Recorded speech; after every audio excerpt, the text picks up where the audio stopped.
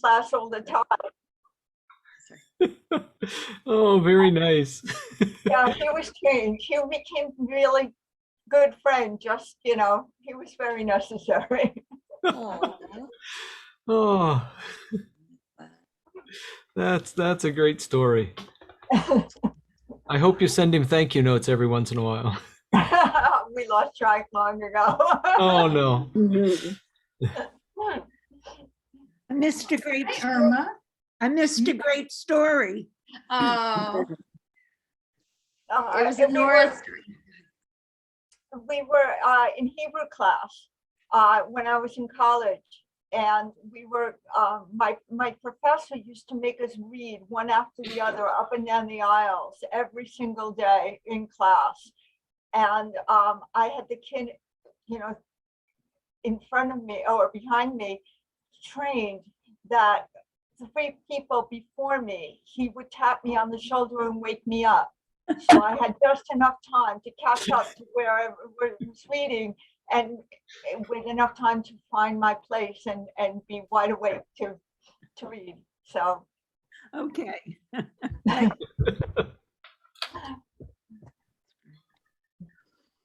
praise him. Well, while people are gathering together, I'm going to ask you to get some supplies and sort of rustle some things around before we get started here in a couple of minutes. If you've got a couple of blank sheets of paper and something to draw with. Uh-oh. Arts and crafts is not my strong suit. This is going to be easy stuff, but Is lined paper allowed? sure, Okay. I have a blank with me, but I do. you'll have be able to some. look past the lines. Sure. I need crayons. Oh, sure, yeah, crayons are great. Crayons, chalk, whatever you got. Hi, Lori. Hi, how are you? Rich, I have colored pencils. You want some? Rich is my husband. We're next door in different rooms. Oh, I thought you were, yeah, I didn't know exactly how that was going to work. You hand it through somehow. Eventually, you'll be able to do that. Yeah, that's right. You know, probably with a 3D printer, right? You just send it and No, Lori, I'm safe. I have stuff. Thanks. Oh, okay. Hi, Nancy. Hello, I'm off mute. How are you? Good. How are you? Lori, I have my new pen I could use. Oh, okay. Ooh, fancy, fancy. All right. Lori, you let me know when you want me to begin, okay? Yeah, right now, let's see how many people. We have 12. There should be at least, I think the next group is going to take the next few minutes, and we should be close to 25. Okay, so we'll give them a Give it couple a few minutes. more That's minutes. fine. Yeah. Hi, Rabbi Middleman, if you can hear us. there he is. Hi, my kids are going to bed and my wife has a meeting at our synagogue. And so I'm here and I'm excited to be part of this. I learned from Professor Ladd many times. Now, I think this is probably the 3rd or 4th time. Yeah. So I'm excited to hear from you again. And we're going to have this recorded. This will hopefully go on our weekly email as well. Okay. All right. Yeah. Okay, and I am recording, so there we go. Yeah, it's almost exceeded my ability to see everybody here. There you go. It's a good sign. Yeah, just keep making the tent bigger. Mhm.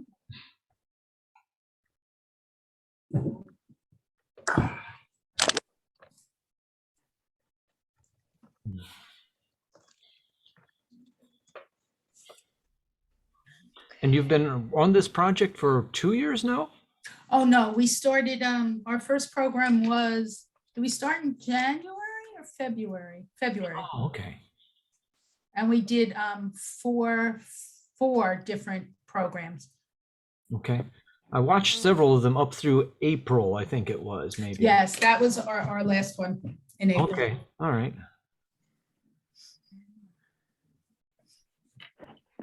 So I think we're close, Rabbi. 2 or 3 more should be here.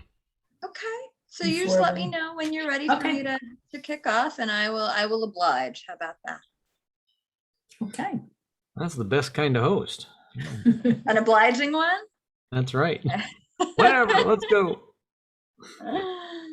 Exactly.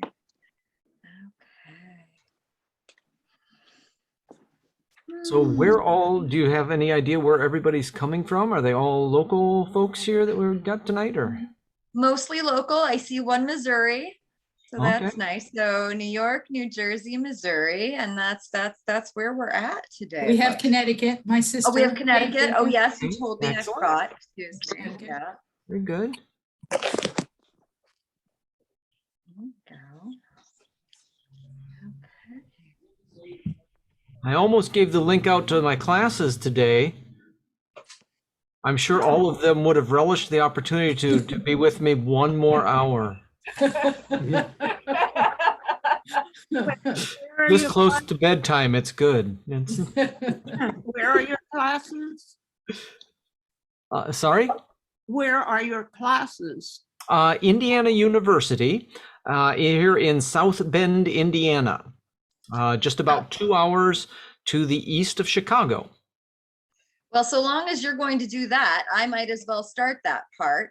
Oh, So, Go ahead. Yeah, I'd All say. right. Erase that from your memory. I know remembering that because that's my part to say. Now, Sorry. You spilled the beans, Irma. exactly. Now, I wanna start off by thanking everybody who's here today, and as I was mentioning earlier, a special thanks go out to Lori Yanowitz, who has put so much work into this entire program and has brought us all together and brought us to a better place. This is the final program in our series, The Science of Tsuris, the Polyvagal Theory, and our biological imperative to connect. In our program on stillness, we discussed what is a restful versus a restless environment for each of us. This included location, size, and shape of the space, colors, sounds, and possibly textures. Did we want to be alone or with others? Tonight, Dr. Kevin Ladd will have us consider the physical facets of spirituality. When we think and speak of ourselves, much of the attention centers on our mental beliefs and the language that we use to express those thoughts. Substantially less time is spent considering how actions and physical locations influence us on multiple levels, including spiritual experiences and awareness. Dr. Ladd is a professor of psychology and the director of the Social Psychology of Religion Lab at the University of Indiana, South Bend. His research interests include, but are not limited to, the interface of science and religion, prayer, wisdom, music, coping, spiritual transformation, and magic. He is the co-author with Bernard Spilka of The Psychology of Prayer, a Scientific Approach. So as you can hear, this is right up our alley, and we're so glad to have Dr. Ladd with us today. Well, thank you very much. It's great to be here. And the commute was really very merciful. No delays any place. It was very nice getting down the hall. So I wanted to today just sort of, I know we've got about an hour, so I'm aiming toward maybe 40 minutes or so, and then some questions and answers at the end of that time. I want to cover 3 sort of broad strokes with different kinds of research that we've been doing in our lab. One of these has to do with our physical bodies and how it is that we use our bodies during prayer. One of them is focused more specifically on our eyes and how it is that we see things that are relevant to our prayer life. And the final one is then how we actually engage in moving our feet. So let's start with the whole body at first, and then we'll sort of break it down into pieces. When we did a couple of different projects with regard to this topic on prayer and the body, one of the first things we did was we started pulling up visual images in addition to textual portrayals, just trying to see if we can figure out what is it that people do with their bodies when they pray. And we found there are sort of 3 kinds of ways that people use their body across many different traditions in many different places around the globe. One of the first ways that people tend to use their body is in a very upright, erect sort of a posture while praying. In some traditions, the arms go up. In some traditions, they don't, but it's an erect, a standing sort of a position. A second way is very reasonable to assume and to see that it exists, is in a more centralized kind of a position, maybe a seated position, maybe a kneeling sort of a position, but something that sort of brings the body from this long extension into something that's more compact, more centralized. A third way in which the body is often oriented during the process of prayer has to do with being on the ground in a very low sort of a position, maybe again stretched out completely in some sort of a form on the ground, and the arms may be forward to the sides, different sort of variations, but something very, very low to the ground. We thought this was really interesting because we could see these kinds of ways of engaging the entire body across a whole variety of different traditions. What we wanted to know was, does it make any difference? So the first question that I would ask you, maybe we'll sort of mix in some questions here. What do you think? Does it make any difference? How many of you have ever engaged in the upright, sort of standing up kind of prayer?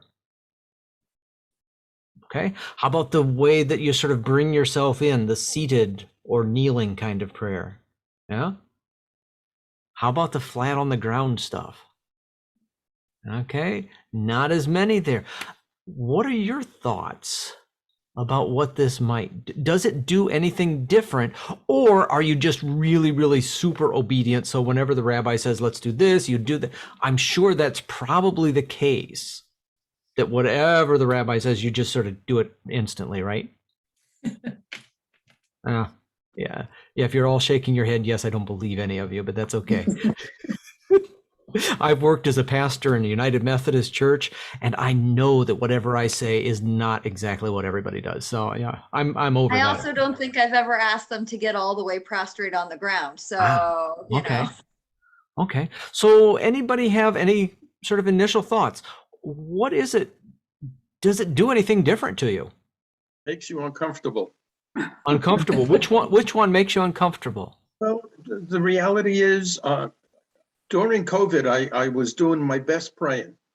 I was sitting on a chair. I had a t-shirt on. Depending on the weather, short pants. I was into it. Okay. Okay. And just sort of seated in one sort of location. No up and down and moving around, just sort of stationary. I mean, there are some prayers that I stand up for out of respect. Okay. But in general, I was seated and, engaged. Yeah, so you sort of found a sweet spot that was really working well. Good. Excellent. Others? Yeah, Nora. There's also the part when you're standing up, traditionally, there's a kind of a swaying that you kind of go with the rhythm, and in at least in Orthodox, there's a praying swaying that goes with the prayer. It's not just standing up straight and ramrod out of respect. There's a motion that goes with it, and certain prayers have a certain rhythm that goes with it, and you can't just stand straight without moving. Yeah. So it's not just completely static. There's some sort of a dynamic kind of activity there as well. Yeah. Well, what we wanted to do was we wanted to utilize some scientific sort of principles to see what happens. And so we started digging into the science literature, saying, well, what are some of the differences that we can see scientifically, just without any reference to prayer whatsoever? Just what are the differences between when you're standing up versus sitting versus laying down on the ground? And one of the first things, and one of the most powerful, and that I'll share from among many things, has to do with the position of the head. And this was something that was really, really interesting. Often when we sit down in particular, what do we do with our head during prayer? There it is. Randy's got it. Yeah. Right. I mean, if somebody stands up in front of the assembly and says, let us pray while everyone is seated, what happens? I mean, if you're up front, you see this and it's this amazing sort of thing because everybody in unison, right? All of the heads go down. And, in my case, you're sort of blinded by the reflections off. Yeah, hey, there we go. I've got some colleagues. What does that Grass do? doesn't grow on a busy street. I used to do this more, but especially reading out of a book, I do this more because of my progressive. The bifocals have literally changed your perspective. I got it. Yeah, that's mine sort of come on and off during the presentation here tonight. So, yeah, Jen. Recently, we had a service where it was a B'nai Mitzvah service a couple of weeks ago, where instead of having the prayer books, I guess due to COVID, we had everything projected on the wall. And I actually loved not looking down. I looked up and seeing it on the wall, and I could also see the leaves changing colors outside the window. So it was interesting. I was so aware of, first of all, my head is not down. I'm looking up and appreciating it from a different viewpoint. That's really a nice segue. I'll give you a quarter later for helping.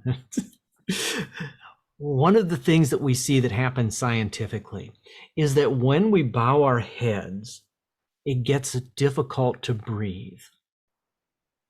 Think about what happens. As soon as you bow your head, you can't breathe as much through your nose, or through your mouth rather, and you tend to be able to only breathe through here, right? So it's sort of restricting, it's changing the breathing patterns. What happens when our heads go up and they're very high? Again, it sort of shuts off the ability to breathe effectively through this, and we end up breathing through our noses. When we're just sort of looking straight forward, we tend more frequently to breathe through our mouths. Now, this is really interesting because we've sort of got these three different kinds of head positions, two of which preference nasal breathing and are actually pretty common when we think about sacred spaces. The first one is common with a sacred space because we've sort of, across traditions, across generations, we've learned to bow our head in reverence. The second one, tipping the head back, is something that we have sort of learned from our architects. When we walk into many of our sacred spaces, one of the first things that we see is that we've got these high open architectural spaces, and you walk into these different places and your head goes back, and what do you say? Wow, right? Although it's hard to say wow because you can't get your mouth open, but you end up breathing through your nose. If you're just looking straight ahead, tend to be more mouth breathing. One of the interesting things that we know from that, again, totally outside of the religion and spirituality prayer sort of motif, is that when we breathe through our nose, it actually cools the temperature of the brain and enhances things such as perceived happiness, sociability, the ability to solve problems, and creativity when we're breathing through the nose. Because there's a cavernous sinus and the air comes up there and it cools the temperature of the brain. When we breathe through the mouth, we don't tend to have as cool of a head. Now, this goes right in with the idea of language and things that we have intuited across time. When you are really angry with somebody and you're yelling at them, how are you breathing? Are you breathing through your nose? And no, I mean, you're sucking in large amounts of air. Why? Because you need to get a good voice to yell at somebody, right? So right, that's the position of anger. And what do we call somebody who's angry a lot of the time? A hothead. And somebody who operates really well under pressure? Cool. A cool-headed person. Now, when we flip this over, one of the things that we see is that these different kinds of positions also preference different ways of breathing. And so when people are standing upright and erect, they tend to do more of the mouth breathing. And when they are down, either all the way to the floor or in sort of a more centralized position, they tend to be engaging in more nasal breathing. And our question then became, how does this change the way in which they engage, especially in spontaneous prayers?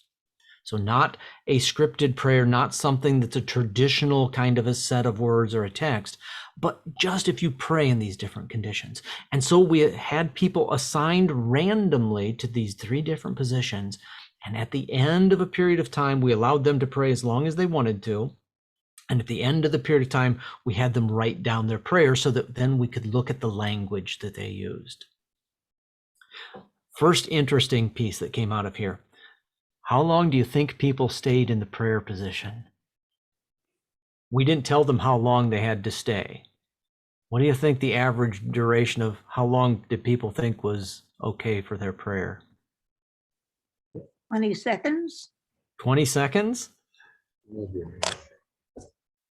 What are you thinking, Randy? Maybe a minute. 30. A minute? About 4 minutes. Are they prone or supine? Across all the different positions, just sort of a big sort of a constellation here. About 4 or 5 minutes. Was 5 minutes sort of on the top, 3 minutes on the, so about 4 is about how long they tended to stay. Pretty respectable length of a prayer. And if you look at a lot of these scripted sort of prayers, actually they're a lot shorter than that. And so it's longer than a lot of the classic traditional prayers in which we engage. But it's also not like a big, like a revival meeting or something, right? Where you're going to pray for 2 hours. So that was our first finding. The second finding then is to look at the language. And what we had hypothesized was that in the positions where you're doing more nasal breathing, we were going to find different kinds of prayer, in particular, prayers that were more about self-reflection and prayers that were more about emotionality in a positive sense. And we would find less prayers that had to do with sort of being more assertive, that were more demanding in some way, that had more hot kinds of emotions. And by golly, if that's not what came back to us. And what we discovered is that when people were standing, their prayers tended to be a lot more assertive kind of prayer. One might think of them almost like Job at the beginning, as opposed to at the end. We're standing and sort of a shaking the fists at the heavens kind of prayer. And the kinds of topics that people were talking about were hot sort of topics, much more about individual kinds of struggles. And when the prayer position, the body came into the other sort of positions, the prayer content, the language became more calm, it became more focused, it became more meditative, and had more positive types of emotions associated. Now, I'm talking in broad generalities, right? This is certainly not every individual person. It's not every individual case or every individual time, but these are in general. And the nice part about that from the scientist's point of view is that the use of the body and what it is that we already knew about breathing and the effects that it has on our physiological states mapped onto each other very nicely. One piece that I would toss in that might be useful in terms of your own prayer practice. We had one person who was assigned to be in a standing position. She was a United Methodist pastor, and she was assigned to be in a standing position and to have her arms raised up over her head. And she came to us and she said, I really don't want to pray like that. She says, I know the kind of people who pray like that, and I'm not one of them. That's not who I am. I'm not that sort of Pentecostal, holy roller sort of kind of prayer with all this vibrant. She said, that's just, and we said, well, you've been randomly assigned to this condition. It would be very helpful if you would please do this. And so finally she said, okay, I'll try it. Now, knowing what you know, in about 4 minutes and the different kinds of emotionality that come out, she really surprised us. After 25 minutes, she came out. And remember, this is all, you get to choose how long you want to stay there. She stayed in her prayer position for 25 minutes. That's a long time. And so we said, okay, tell us what's going on here. We're not expecting this. And what she said was, after about 30 seconds, my arms really started to hurt. She said, because just holding them up like that, I'm not used to it. The back of my arms are burning and my back is hurting and the lower back is aching, right? It was really painful after just about 30 seconds here. And by the time I got to 2 minutes, it was really hurting. And she said, and about at the 2 or 3 minute mark, it struck me that I knew who these people were who prayed like this. And I didn't want anything to do with that because it was a certain type of theological orientation. And that was just not me. She said, but then suddenly at about that 3 minute mark, I recognized the amount of effort that it took for those people to engage in their prayer. And suddenly it occurred to me that those people that I didn't want to be anything like, they were willing to do a lot more for their spiritual development than I was. And she said, that really struck me. And she said, by golly, if they can do this, I can too. And I can undergo a little bit of effort and put something more into my prayer life than a place in which I am just physically comfortable all the time. That to me was an incredibly powerful sort of a moment. And it was something that she took away from this research project with her that literally changed the way in which she engaged prayer, so that she knew where it was that she was comfortable. But she also had this epiphany that said, sometimes when I'm praying, maybe I don't need to be comfortable. Maybe I need to be uncomfortable. Maybe that's exactly where I'm supposed to be. And that was a really very visceral sort of experience for her, and something then that she took back to the rest of the assembly and shared with them as well, and said, let's try some of this as a group of people together. Sometimes we'll do the stuff that's really comfortable for all of us, and sometimes we're going to try some stuff that isn't as comfortable. And that became a really powerful sort of a moment. That's sort of an overview of the sort of material that we've worked with in terms of the entire body. I'd like to shift our attention next to the eyes. What do you do with your eyes when you pray? Anything? Are you talking about reading a prayer or just thinking of praying in your head? Okay, good point. Part of it could be you're actually reading text, so your eyes are following text. Yep. If they're not following text, what are you doing with your eyes? A lot of Jen times you mentioned that close she them. was looking around at some things. A Lori, lot of times you close them. sometimes you close them. Okay. I look up at first. I You don't know look why. up. I look up and then I kind of close my eyes when I'm really focusing. Yeah, when we focus, we tend to sort of close our eyes in many cases. Somebody else was. One of the things that we wondered was how it is that the information that comes in our eyes, if we happen to keep our eyes open in different times and places, how it is that we use our eyes to frame the world in terms of what's spiritually important to us. What is it that we pick up in the world around us that informs how it is that we pray, or what it is that we see that then leads us to say, I should pray about this, or I should pray about that, instead of something else? And so what we did was we engaged in some projects using what's called an eye tracking machine. An eye tracking machine uses a laser to lock onto a person's eyes as they watch a computer screen. This isn't kind of like a burning sort of a laser, right? This is just a tracking one, so no harm was done to any people in the study. So we've got them with the laser is locked on the pupil of their eye, and it follows exactly where their eye is going on a computer screen. And then we showed them a whole variety of different pictures. We've got a data bank of about 5,000 or 6,000 different kinds of pictures. And so everybody gets to see some different things. And as we look across people, here's what we discovered.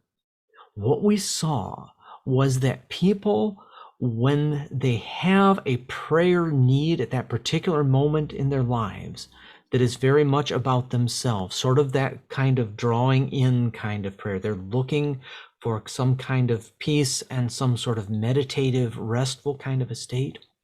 In that sort of a situation, when people are looking at things, what they prefer to see on the screen and what they really focus in on are things that are close up. So if we give people a choice on the screen, they can either look at a picture that's a close-up image of a person, or they can look at an image of a group of people that's more of a big landscape. Their eyes tend to go to the close-up picture.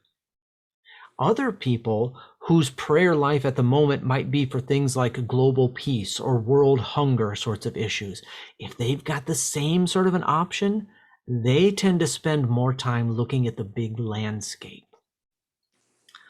What this suggests to us is that the people's way of literally framing and looking at the world is connected to what it is that they're thinking about in terms of their religious practices of praying.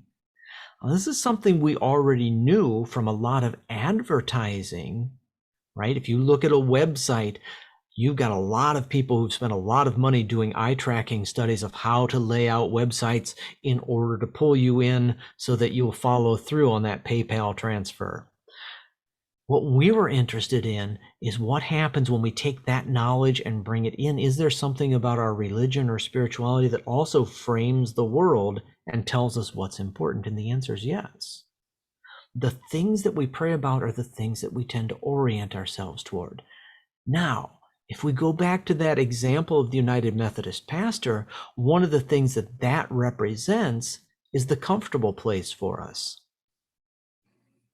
To look at the things that we already think and believe are important to us. That's our comfort zone. Of course, we're going to zero in on those things. From the perspective of a spiritual director or as someone who's looking to grow in their spiritual discipline of prayer, what does that suggest? It suggests doing the opposite, doesn't it? And so if we're comfortable in our prayer life at the moment, with the more sort of drawn in stuff, focusing in on the close-up sort of images, one of the things that can move us to a different place spiritually is by intentionally recognizing my preference is here, and so I'm going to subvert that preference, and I'm going to sort of go to that space that makes me a little bit more uncomfortable, and I'm literally going to look at the landscape. And if my preference is naturally to look in these big, broad places, and my prayers are typically very big and bold sorts of prayers, what happens if I bring that down and instead of looking at everything, what if I really go deep on a particular kind of a topic? And so using these sorts of images becomes a way that we can help people to guide their own spiritual development. And it's one of those things where if you have people look through a book and say, okay, look at these 40 different images, and whatever images you really like, we want you to rip them out of the book.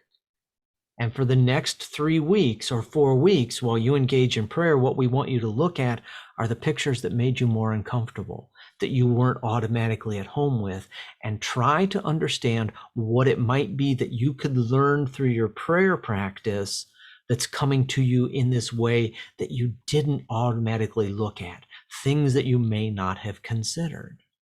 And so what we're doing here is we're using sort of this scientific understanding of how it is that we know the body works and how it is that sensation and perception sort of focus us in on the things that we're comfortable with.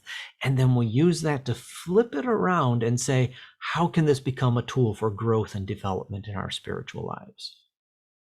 Again, sort of looking for what's comfortable and then looking for the parts that are challenging. Because there are some points as you read through the scriptures, there are some points that you see there that what God is calling the people to do is to be comfortable, to rest, to relax, to have peace. But then there's a whole bunch of other times when that's exactly what God is not calling people to do, isn't it? And God is saying, step out, go someplace new, take a journey into something that might be uncomfortable, and let's see how the relationship and your own spirituality develops. That's sort of what we like to do in our place.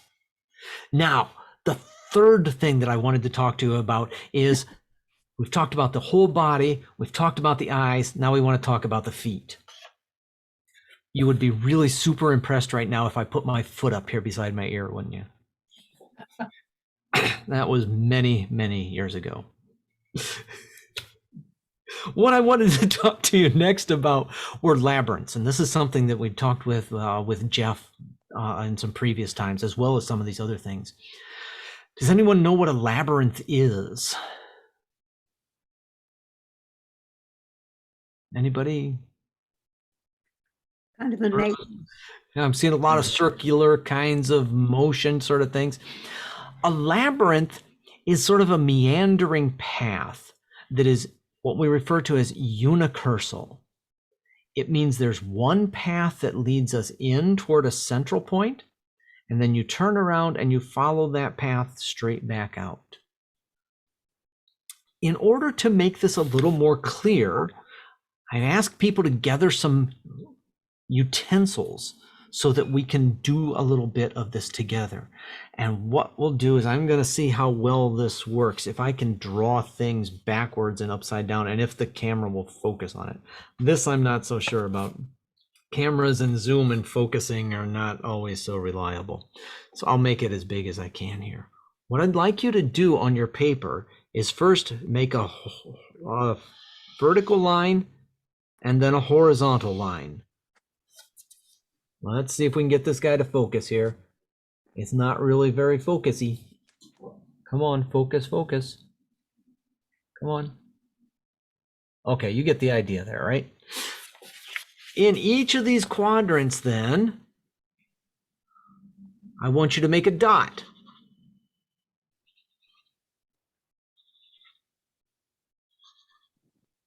That's not working at all. You know what? I am going to, let me get down here. I think I know how to get rid of this. Maybe, let's see. Put the dot anywhere we like. Nope, nope, in a very specific place. But I'm trying to get there. Where's my little, okay, here's my video settings. Let me go in here, and I'm just gonna get rid of this little backgroundy thing here. I think that'll do it for us. That means you're gonna see the entirety of my office with all of my collection of magic apparatus and everything floating around behind me. Yeah, well, that's another lecture. Here's what I want your drawing to look like.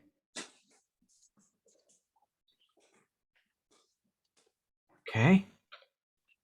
Pretty complicated so far, huh?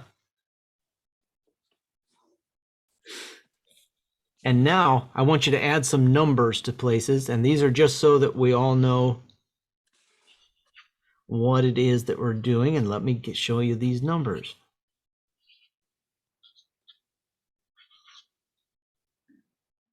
Now those are all going to be backwards, I'm sure, aren't they? Are those backwards for you too? Let me see if I can figure out. Voila. Whoop. Now they're on the other side. That was my first magic trick for you this evening.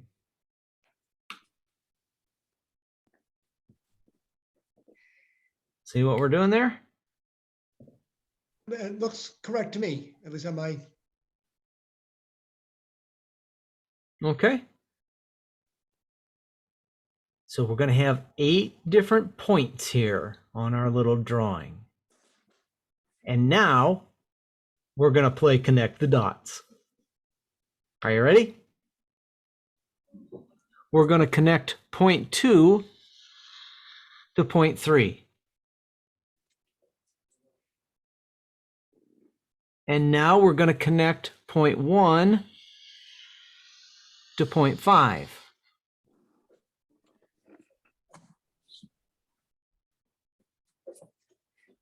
And then we're going to connect point 4 to point 8, a big, long, swooping sort of a thing. Make sure you don't get your lines too close together there. Keep them, okay.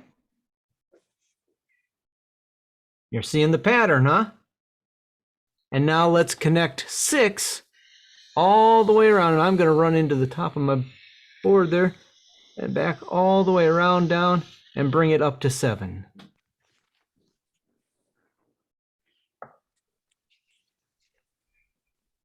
And what you've just done is you've created your own finger labyrinth.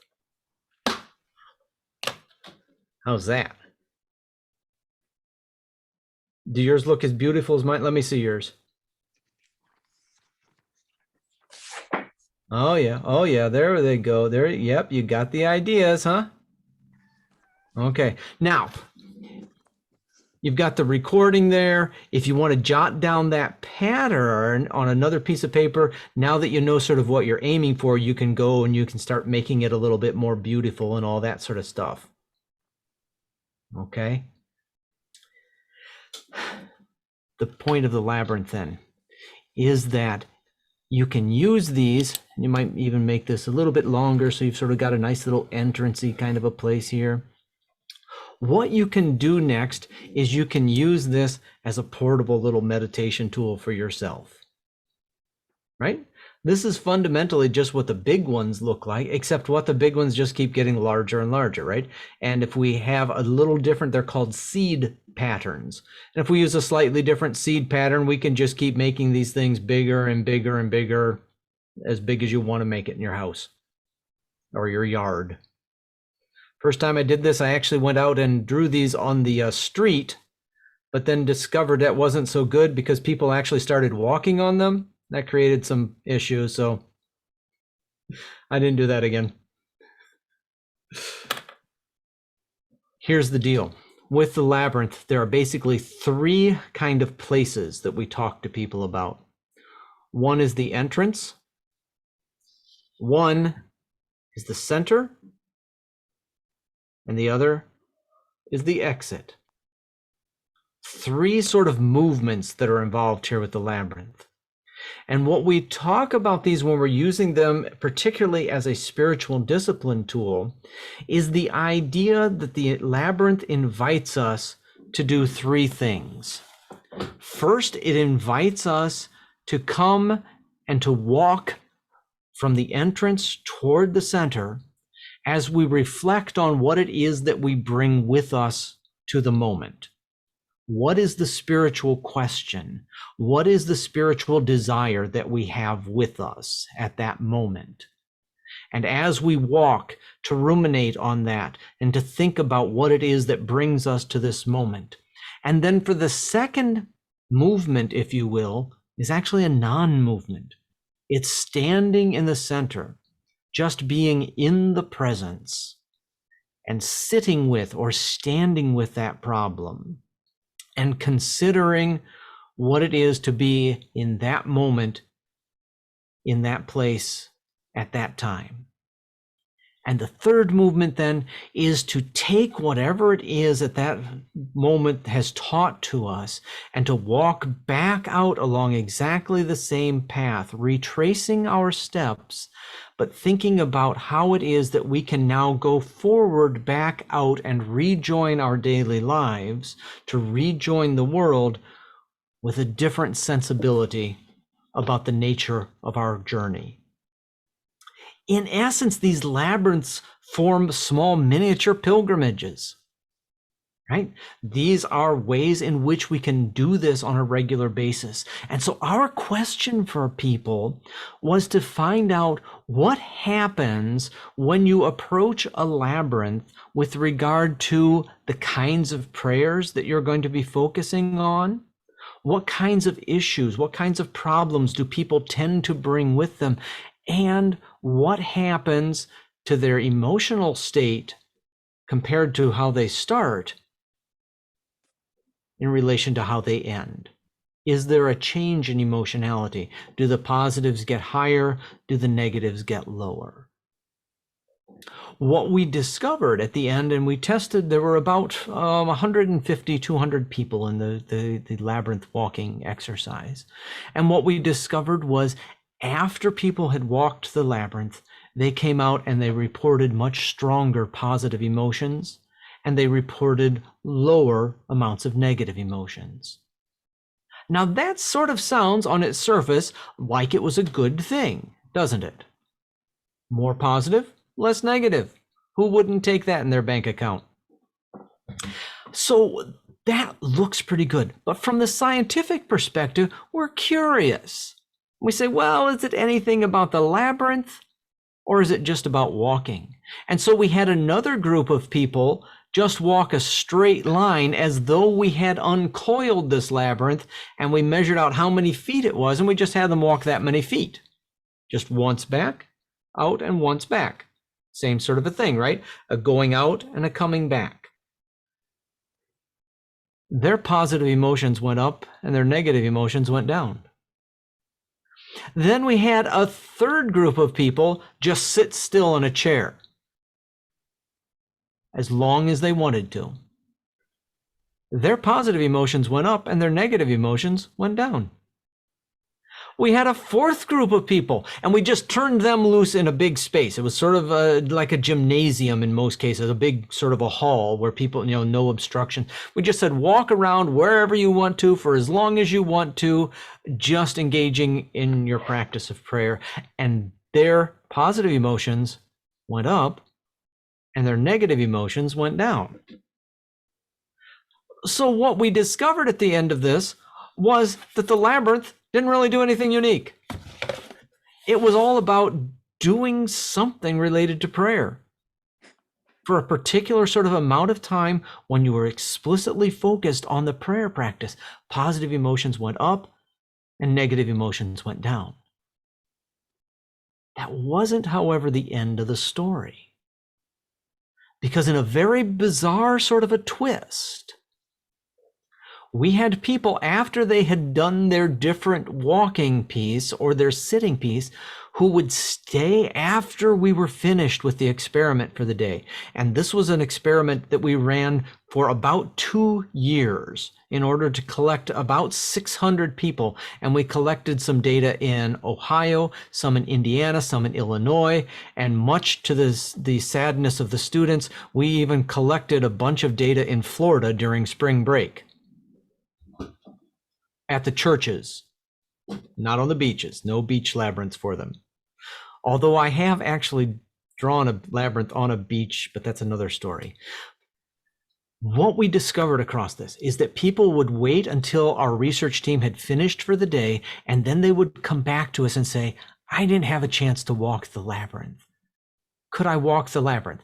And we said, but there's nothing really special about the labyrinth. The positives go up, the negatives go down. It's just like all the rest of them. They say, no.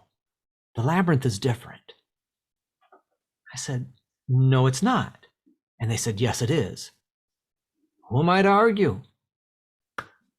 What we discovered from this is that objectively, from a purely scientific perspective, there was no discernible difference.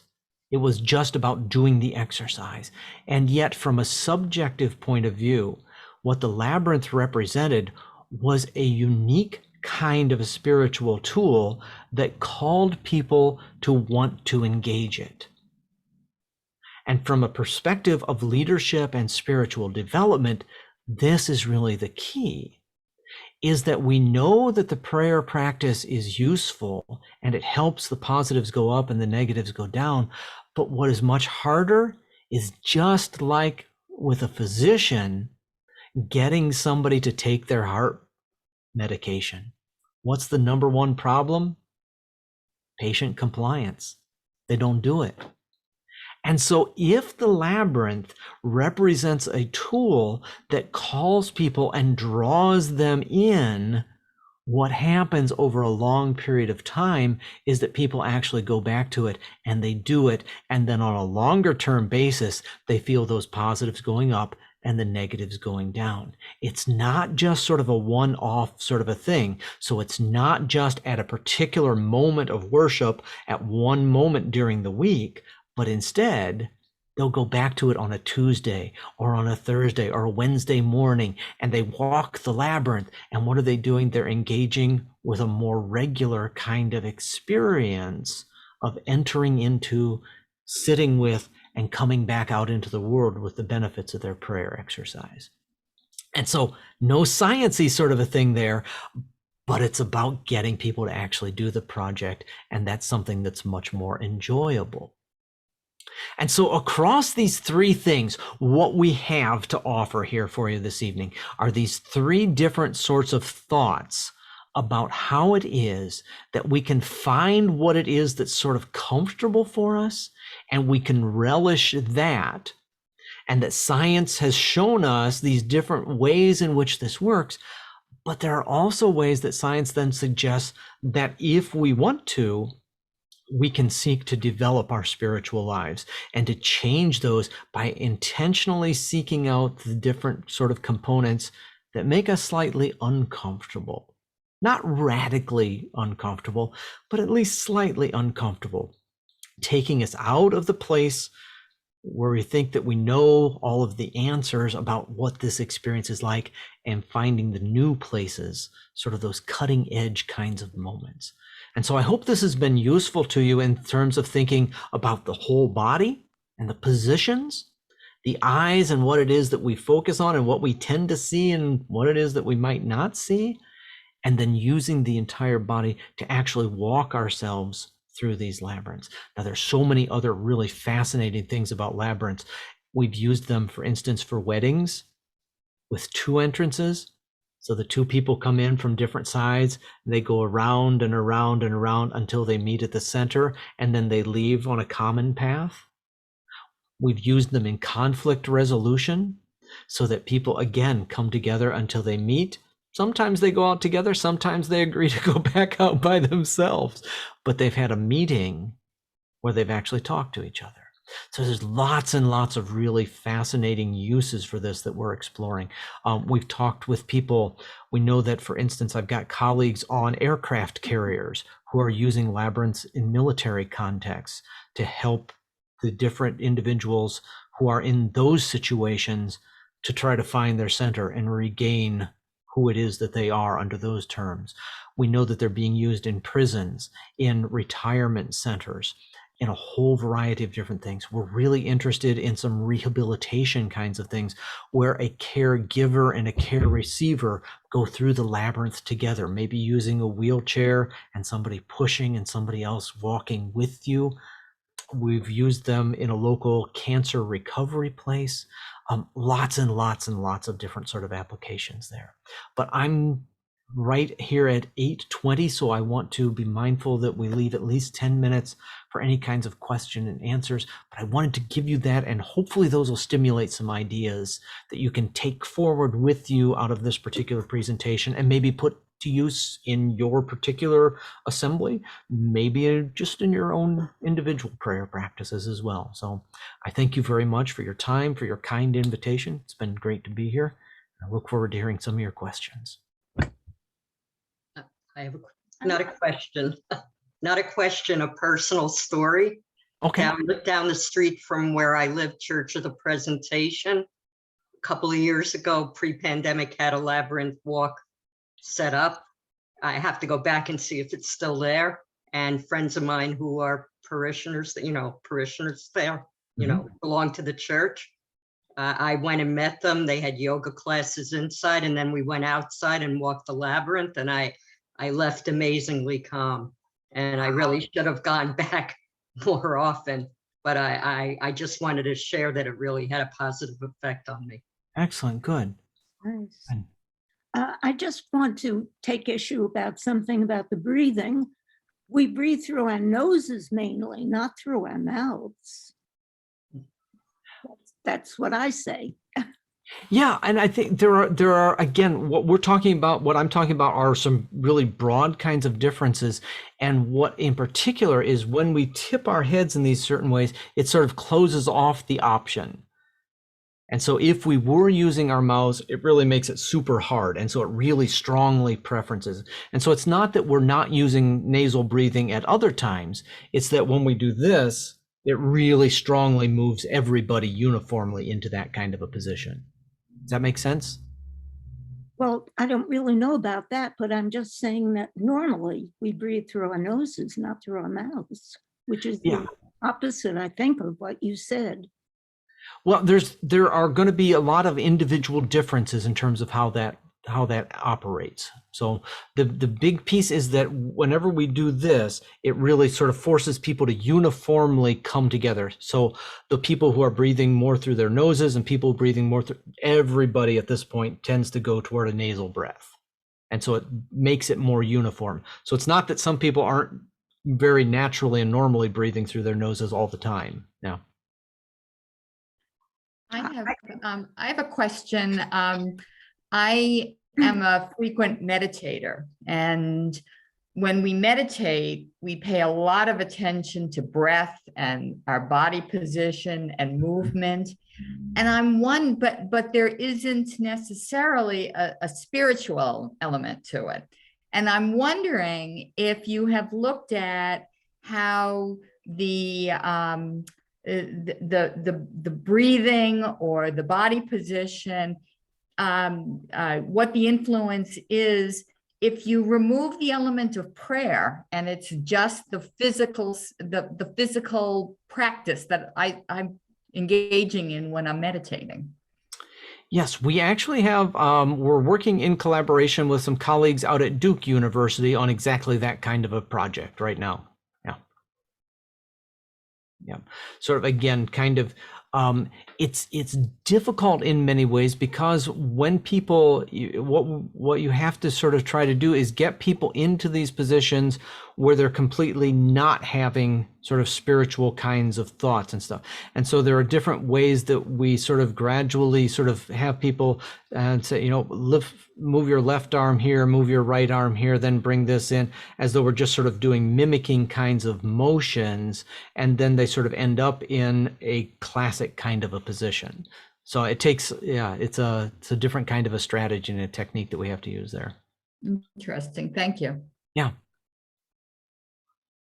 Do you think part of the success of this can be that somebody is just paying attention to these people and being nice to them and inviting them in to do this? Yes. There's a famous marketing study that they were gauging how the production of people when the lights went up and the lights went down. Yep. And they found it didn't matter. Whatever they did, production got better because people were paying attention to them. Yes, certainly. And that's, again, another variety of research technique that is really important is when you sort of take people out of this active thing. And it's sort of, I don't know if you were here, Rich, when I mentioned that for the last couple semesters in a class, I'm having people do gratitude journals. And so at that point, okay, so what they do across the entire 16 weeks, I'm not around when they're doing this. They can write down whatever they want. And after a couple weeks, it starts to become something that they're just doing for themselves. They're not doing it for me anymore. And that gets to exactly that kind of a point. And that's the study with the folks there at Duke is also similar to that in terms of having people over a span of time do things so you don't get that sort of focused attention on them that could change what they're doing just because they know they're at the center of the project. Yeah, that's an excellent point. Thanks. Very good. I'm going to have, Rich, you can come to my research methods class. All right, it's a deal. I'll spend a couple of years there. I have some students who do that, but unintentionally. So Yeah. happens.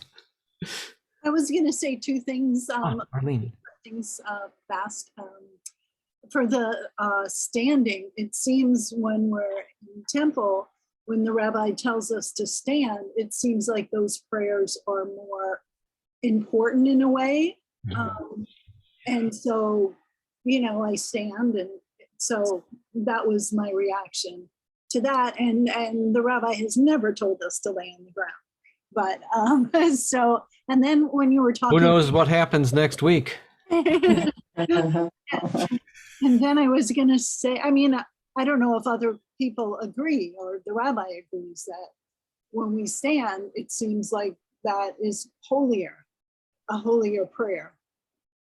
So, and then for the eyes, as an artist and I guess a retired drawing professor, when you were talking about a close-up image. So I have my students experience when you have something lower down on the page, it's in the foreground or on the canvas.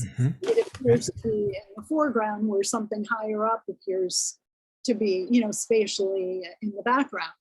So whatever's lower down on the page is more intimate.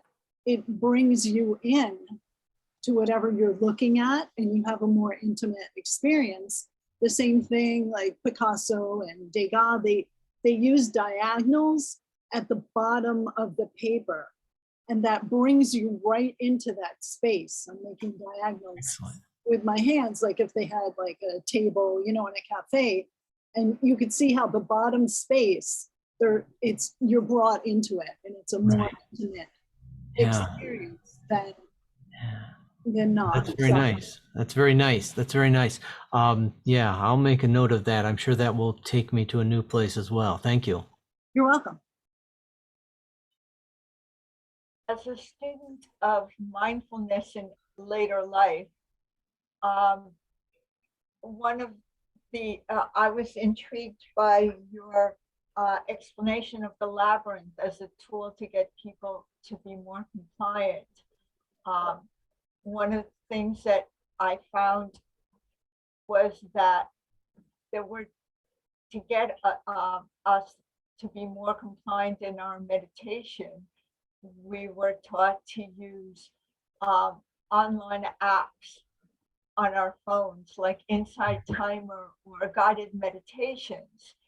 And I found that to be very interesting because the more I got into mindfulness, the less I needed those outside prompts.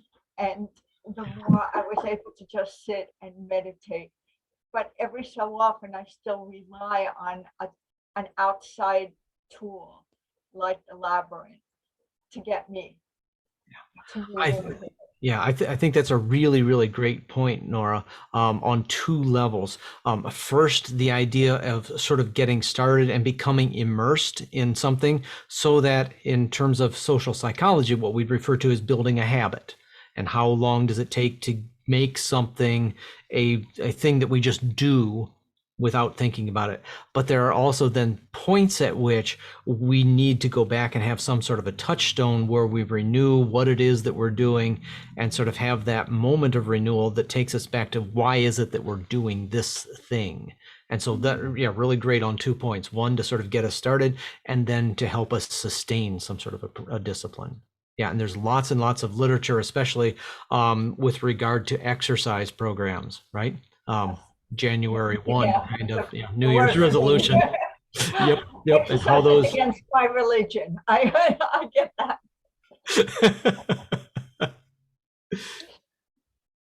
So I'm not hiding from my name. It's Edward. Edward. Everybody calls me Eddie unless they're angry with me. Then it's Edward, but that rarely happens. So my question is, I'm interested in the demographics of the people who you study. I mean, they seem to all be committed to prayer in some way, shape, or form. What about age, experience? I mean, the woman, the minister who had her hands up, with respect, she's a professional prayer person.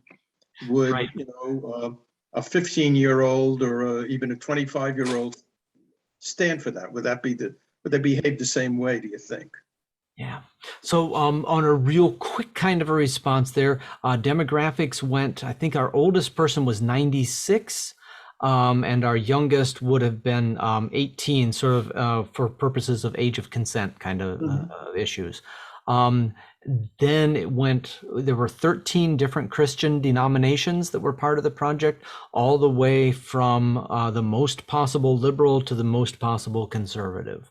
And one of the things that really struck us was that across the board, the labyrinth seemed to be sort of a tool that was sufficiently innocuous that people from both the left and the right could bring whatever it was that they wanted to and use it in some way, which is how then it became useful to some of the colleagues in the military sort of application, where you're trying to work as a chaplain in that context, and you've got people all across the board, even people for whom no tradition is important, but they still need, and this goes back to, I forget whose question that was, about sort of taking the spirituality completely out of it and just doing the exercise.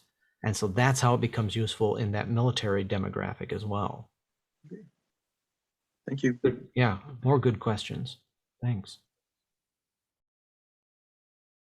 Maybe we could build a labyrinth in the front part of the synagogue. I would love to have one.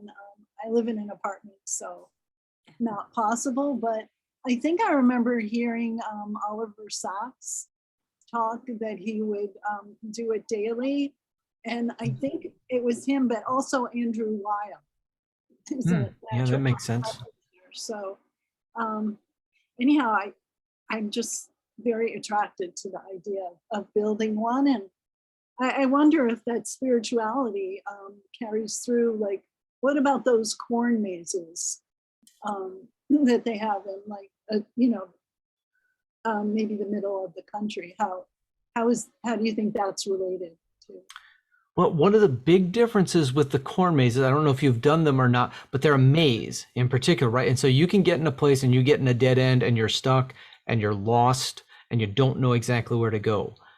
And the labyrinth is sort of a different kind of an experience, in that as long as you just keep putting one foot in front of the other, you're going to get to the center and then you're going to get back out. And so it's about not so much wayfinding in terms of getting blind dead ends and things like that, but it's just a pilgrimage that takes you to one place and leads you back. So you've got a sense of safety and security. It's a really fascinating, I had a group of students, the corn maze, it was about this time of year when they were doing their project, and they actually went to a local hardware store, it was one of the big box stores, and got them to donate some lumber and giant pieces of cardboard, and they built a labyrinth that was above eye level, right? So it's a labyrinth above eye level. You know that there's only one way in and one way out, but positive emotions did not go up, negative emotions went up, because people weren't able to see their way in the same way. And so they actually got sort of scared. They didn't believe really that they were going to just go in and out. We thought maybe it would feel sort of comforting, right? Sort of like you were closed in a little bit and sheltered. Nope, it was just a little bit too terrifying. And maybe it was because it was in October and they're thinking, any number of Stephen King kinds of options could exist here. So Well, it's funny you say that. We just did a maze in Ridgewood, a Halloween maze of canvas. I don't know if any of you have done it. And there were 9 doors you had to go through. There are 11 doors, but 9 were correct. We walked around, it seemed like forever, and we couldn't get out. So we could get out back through the front, but I found it very uncomfortable and very upsetting. Finally, the fear factor. Like, yeah, it was the fear factor. Plus you couldn't see, the walls were high. It was not relaxing at all, to say the least. And the shortest time for anyone to do it was like 38 minutes. So you were in for a while. Oh, wow. Yeah, that's we left in about spiritual. 15. Yeah, there was nothing spiritual about Nothing it for us. Yeah, and the context is really, really important. Yeah. We had a very spiritual walk many, many, many years ago. Pam Straining. You there, Pam? No, she's bugged out. We had a parenting class at the synagogue, and Pam led a spiritual walk silently through the sanctuary, and we walked around the sanctuary among the pews in single file up and down the aisles. And it was a really moving, to me, very moving experience, just following through in our own thoughts, very quietly. It was really very, very interesting. We have a beautiful space, and there's a lot of, space to meditate, but it was walking. It was really, really wild, experience. That's So- very interesting with the walking back and forth from the pews. If your congregation is anything like ours, when you walk through the third pew on the left-hand side, you know who sits there. Now, you may not have the same sort of territorial things going on that we do, but right. And so if you're doing that, you're also envisioning sort of being in this other person's space. And if you're thinking about that in this reflective spiritual sense, it's like you're praying with and you're getting closer to these other people. And that's some really, really interesting dynamics there as well. So I'm going to thank you, Dr. Lay. This was, I think, very informative, and what a wonderful way to end our series. Tonight was wonderful, and I want to thank Rabbi Middleman for giving us this grant, he and his organization. And Rabbi Middleman has sent us a survey that I'm going to send out to you guys via email for the programming that they need, that helps them see what's happening with the funding to us. And so thank you. And hopefully, Dr. Ladd, we'll see you again for another program. All right. Very good. Thank you very much, everyone. Again, thank you very much for the opportunity to be here. Much appreciated. Good night, Good everybody. night. All right. Thank Yep. you all. Bye-bye. Kevin, great to see you. You too, Jeff. I hope everybody got to bed okay. Not yet, but soon. Yeah, as soon as they see Father is on the Zoom call, yeah, Yeah. new set of rules.